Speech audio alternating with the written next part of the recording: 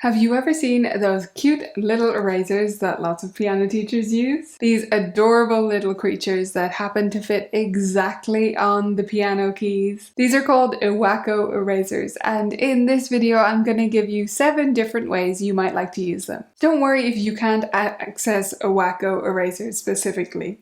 It doesn't have to be that particular brand. That's just the one lots of us happen to have because they're super cute.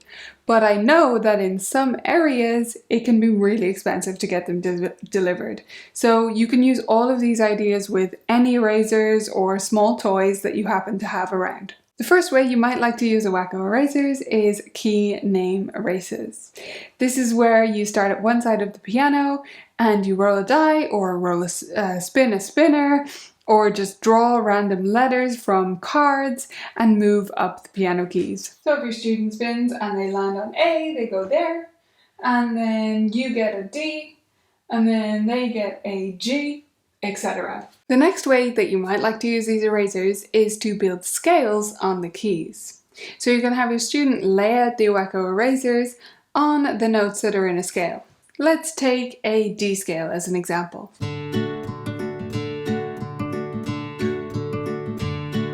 Ta-da! What a beautiful D scale we've created. This is a great way to visualize the scale and really get used to the patterns without focusing entirely on the fingering. Okay, this is an obvious one if you know me, but I love using these guys as game tokens in my games. If you need piano teaching games, music teaching games, you can get them at vibrantmusicteaching.com. You don't need Iwako erasers to play them, but they are what I use in most of my game photos because I think they're really handy little game tokens for a piano studio and because my students love choosing their favorite each week. 4 more to go. Which was your favorite so far? Leave me a comment to let me know and tap the like button if you're enjoying these types of ideas. For crossing the river, we need just 3 of our little friends to work on practicing a piece. What we do is we put them on the left side of the piano and we practice our piece or section of a piece with a specific goal in mind. For example, I want to play through this with the right rhythm. If we get it right, we move it over to the right, and if we get it wrong, it stays where it is or goes back over to the left. Here's an example. So I've got my 3 friends on the left side of the piano. And let's say my goal, just for fun, is to play 2 Ds in a row. Well, if I try to do it the first time, and I do it, then I can move one of them over to the other side of the piano. The next time, I do it again, 2 Ds in a row, I got it. Next one goes over. Now, oh no, I played Cs. So one of these is going to go back over here. Over he goes. And the last one. That's a very simple little practice game, but students love it and it's really effective for getting those repetitions in.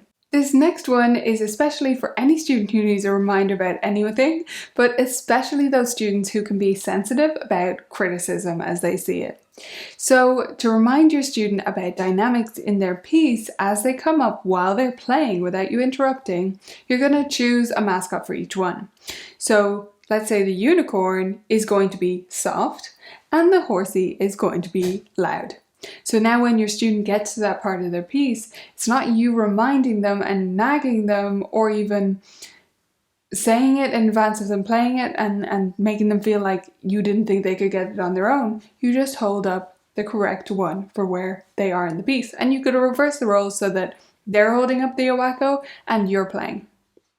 These little guys can also be great inspiration for composing, particularly story-based composing. So have your student choose 2 characters at random and compose a story based on those 2 characters on the piano. So what would happen if a hedgehog met a panda, right? And you use that as the basis for the story and you build a musical soundscape to represent that story on the piano together. Sometimes students just need an extra boost to get through something challenging or difficult.